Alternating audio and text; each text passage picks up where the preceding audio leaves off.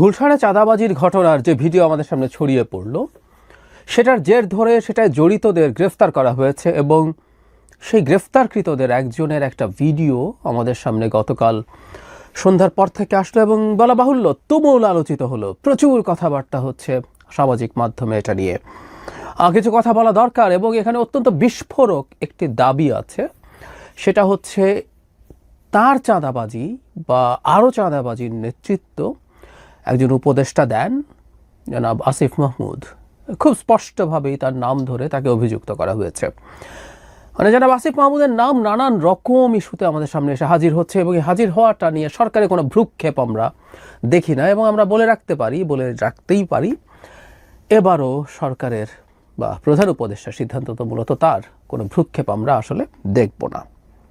কেন বলছি, তার আগে আমি ধারণা করি অনেকে এই ভিডিওটা দেখেছেন, যারা দেখেননি তারা ভিডিওটা একটু দেখে নেবেন। মোটামুটি দীর্ঘ একটা ভিডিও, 30 মিনিটের বেশি। সেখানে জানে আলম অপু নামে এই ভদ্রলোক একটানা কথা বলে যান, অনেক কিছু বলেন, কি প্রেক্ষাপটে কি পরিস্থিতিতে, এগুলো তার ভার্সন, এটা ইম্পর্টেন্ট। আরও কিছু গুরুত্বপূর্ণ প্রশ্ন আছে, এগুলো একটু করে রাখা দরকার, করব সেগুলো। কি প্রেক্ষাপটে কিভাবে তিনি এই চক্রের সাথে জড়িয়েছেন, কেন তিনি গেলেন, তার ইচ্ছের বিরুদ্ধে। মানে অনেক ক্ষেত্রেই তিনি এটা দাবি করার চেষ্টা করছেন, হ্যাঁ নিজের খানিকটা লোভ হয়ে গেছিল, সেটাও যেমন বলেন। একই সাথে তিনি নিজকে অনেকটা সেভ করার চেষ্টা করেন। তিনি একটা পর্যায়ে অন্যদের সাথে বিট্রে করতে চান বলেই তিনি সমস্যায় পড়েছেন বলে দাবি তার। এর পক্ষে নানান রকম কথাবার্তা তিনি বলেছেন। যেমন একটা যুক্তি এরকম দিয়েছেন যে রিমান্ডে না নিতেই রীতিমতো প্রথম গ্রেফতার হওয়ার পরে তার সাথে আরেকজন যিনি ছিলেন, রিয়াদ সম্ভবত নাম, তিনি থানাতেই তার নাম বলে দেন এবং চুরির টাকায়, মানে সেই চাঁদাবাজির টাকায় তাকে বাইক কিনে দেওয়া হয়। অবশ্য তিনি সেই বাইক তো রীতিমতো নিয়ে ঘুরে বেরিয়েছেন। যাই হোক, তিনি তার নিজকে এক ধরনের নির্দোষ প্রমাণ করার চেষ্টা করেন তার এই ভিডিওতে। কিন্তু কতগুলো প্রশ্ন আমাদের একটু করে রাখা দরকার আছে। এই ভিডিওটাকে খুব সহজভাবে বা খুব সাধারণভাবে দেখা উচিত হবে না। প্রশ্ন হচ্ছে, ভিডিওটা কে কোথায় কখন করলো? ভিডিওটা শুরুতে এটার একটা বক্তব্য আছে। জনাব অপু গ্রেফতার হওয়ার আগে এরকম ভিডিও রেকর্ড করে তার এক বন্ধুর কাছে দিয়ে রাখেন বলে আলাপ আছে এবং বলা হয় বন্ধু এই ভিডিওটা পাবলিশ করেনি। পাবলিশ তো ফাইনালি হলো, এটা কে করলো, কিভাবে করলো, সেই আলোচনা থাকবে, সেই প্রশ্ন থাকবে। পাল্টা কেউ প্রশ্ন করতে পারেন যে আদৌ কি কথাটা ঠিক, নাকি এটা গ্রেফতারের পর তাকে এই কথাগুলো বলানো হয়েছে। আমরা এই ধরনের একটা প্রবণতা আগে দেখেছি, আমাদের খুব বেশি দূরে যেতে হবে না, 1-11 সময় এই ধরনের ঘটনা ঘটেছে। আওয়ামী লীগের অনেক মানুষের নানা রকম বক্তব্য আমাদের সামনে এসছে। অবশ্য একটা পার্থক্য আছে, সেই ক্ষেত্রে সেই মানুষগুলো গ্রেফতার ছিলেন বলে আমরা জানতাম, গ্রেফতারকৃত অবস্থায় জানিয়ে ব্যাপারটা আমাদেরকে করা হয়েছে যে পুলিশের বা জয়েন্ট ইনভেস্টিগেশন সেল এরকম কিছু একটা ছিল, সবাই মিলে তাকে, বিভিন্ন বাহিনী মিলে, বিভিন্ন সংস্থা মিলে জেরা করতেন। সেখানকার তথ্যগুলো সামনে আসতো এবং ওনারা তার কাস্টাডিতে থেকে কথা বলছেন, এটা ছিল। কিন্তু এবার এটা কাস্টাডিতে থেকে কথা বলছেন সেভাবে বলা হয়নি, কিন্তু এটা ইন ডিসগাইজ করা হচ্ছে কিনা এই প্রশ্ন আসতে পারে এবং সেটা খুব উড়িয়ে দেওয়ার মতো প্রশ্ন হয়তো না, কারণ তিনি গ্রেফতার হয়েছেন। সেটা এখানে হয়েছে কিনা, যদি সেটা হয়ে থাকে, কারা করছে, কেন করছে, কোন এজেন্সি করছে, প্রশ্নগুলো আসবে। তার সাথে যোগ করা যায় একটা সিসিটিভি ক্যামেরার ছবি, ভিডিও দেখানো হয়, সেটা গুলশান 2-এর। সেখানে জনাব আসিফ মাহমুদ সজীব ভুঁইয়া একটা বাইক চালিয়ে ভোর 4:30 বা রাত 4:30টায় তার সাথে জনাব অপুর সাথে কথা বলে চলে যান। সেই বাইকের সিসিটিভি ক্যামেরার যে ফুটেজ সেটা পাওয়া যায়, মানে ওখানে একটা ক্যামেরা আছে এবং সেটায় যিনি বাইকে যান আমরা ধরে নিলাম ইনি আসিফ মাহমুদ সজীব ভুঁইয়া, যদিও এটা যেভাবে ছবিতে দেখা যায় it's not easy to identify, কিন্তু আমরা ধরে নিলাম। কিন্তু এই সিসিটিভি ক্যামেরার ফুটেজটা তো আসলে পাওয়া গেল এবং সেটা এই ভিডিওতে দেখানো হলো। সুতরাং এই সন্দেহ বা এই প্রশ্ন আসলে আসবে, এর সাথে কোনো না কোনোভাবে কোনো এজেন্সি জড়িত কিনা, এই প্রশ্নটা করে রাখা আমাদের দরকার। এখন সেই ধরনের পরিস্থিতি যদি হয় সেগুলো নিয়ে প্রশ্ন তোলা উচিত, কিন্তু একটা কথা মনে রাখা দরকার, সেটা হচ্ছে রাষ্ট্রীয় গোয়েন্দা সংস্থা, রাষ্ট্রের উপদেষ্টারা কে কী করছেন তার প্রতি নজরদারিও তো রাখার কথা। প্রশ্ন হচ্ছে এই জিনিসগুলো এখন এভাবে পাবলিক হওয়ার ঠিক হচ্ছে কিনা সেটা প্রশ্ন, কিন্তু তারা রাষ্ট্রীয় নিরাপত্তা এবং রাষ্ট্রের এই উঁচু পদে থাকা মানুষজনেরকেও নজরদারিতে থাকার কথা আমি নিশ্চিত নই, কিন্তু আমি ধারণা করি সেটা আছে। এখন প্রশ্ন হচ্ছে এই ব্যাপারটাকে আমরা ঠিক কীভাবে নেব।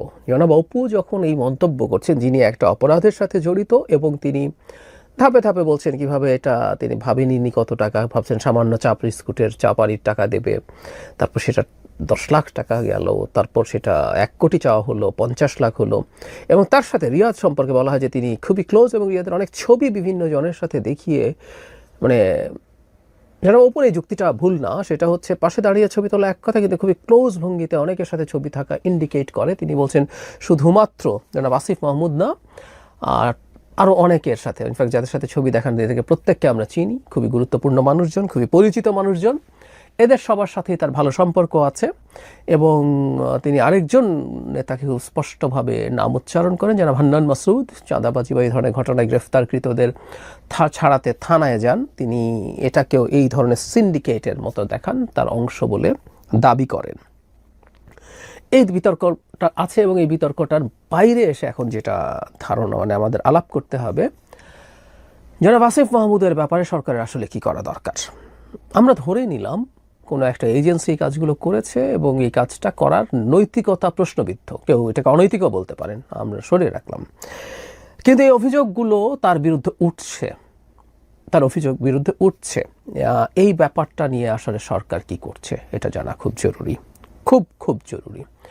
কারণ জনাব আসিফ মাহমুদ যদি ওই রাস্তা দিয়ে ওই দিন ওই সময় যান, ওই রাস্তার কোনো না কোনো ক্যামেরা, হেলমেট পরা থাকলেও কোনো না কোনো ক্যামেরা, অনেক ক্লোজ আপ ছবি তার পেয়ে থাকার কথা আছে। এই পুরো রাস্তা জুড়ে অনেক সিসিটিভি ক্যামেরা আছে। সরকার চাইলে এই জিনিসগুলো করতে পারে, সরকার চাইলে সঠিকভাবে তদন্ত করতে পারে। আমি অনেক দিন থেকে একটা কথা বলছি, জনাব আসিফ মাহমুদের বিরুদ্ধে যে অভিযোগগুলো উঠছে, আমরা তাকে সেটা একেবারে উনি এটা ইনভলভ হয়ে গেছেন বলনি না।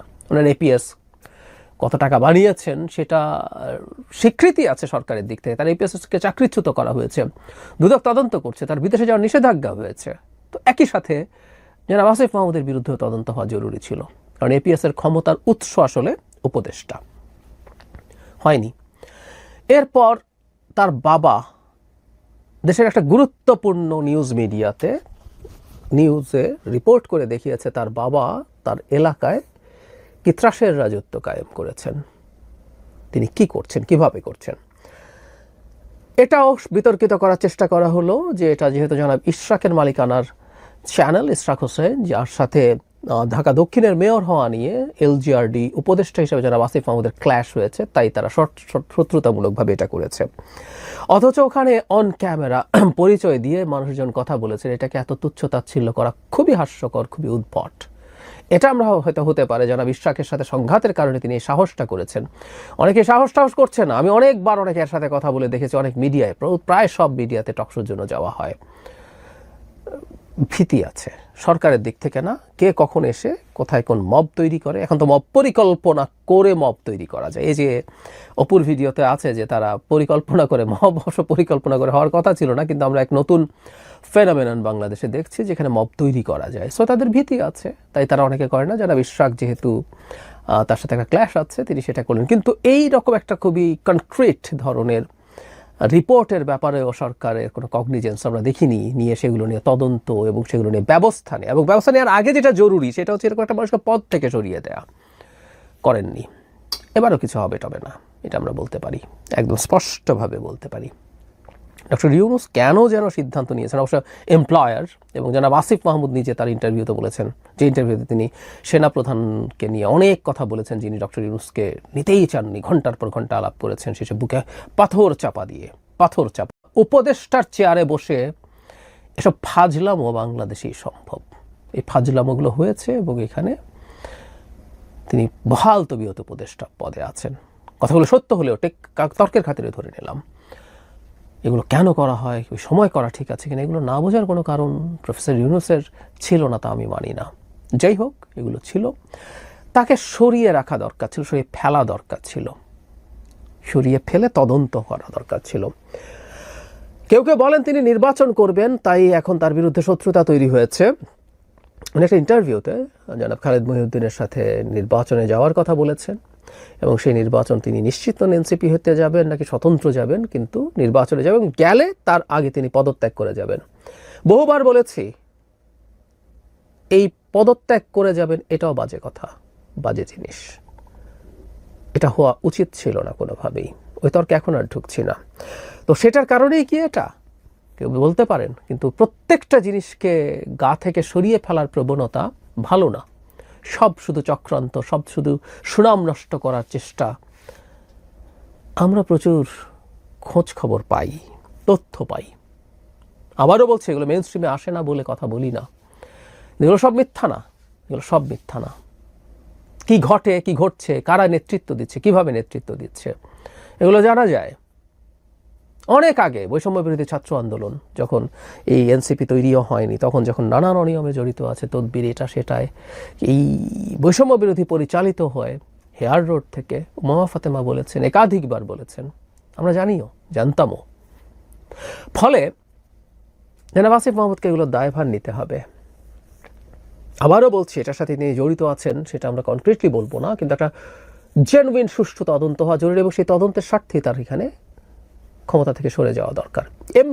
এমনিতেই তিনি আর খুব বেশি দিন থাকার হয়তো কথা না, নির্বাচন করবেন, নির্বাচন করার জন্য সরকার থেকে বেরিয়ে যাবেন। যে নিশ্চয়ই তফসিলের কয়েকদিন আগ পর্যন্ত তা না, অবশ্য কেউ বলতে পারেন যদি তিনি করাপ্ট হন, প্রতিটা দিন মানেই বহু টাকার ব্যাপার, তাহলে যত দিন পর্যন্ত থাকা যায় ততদিন হয়তো সুবিধা, হয়তো সেই চেষ্টা তিনি করবেন। কিন্তু আমি বারবার একটা প্রশ্ন করছি, ডক্টর ইউনূস কেন এই বদনামের ভাগিদার হচ্ছেন?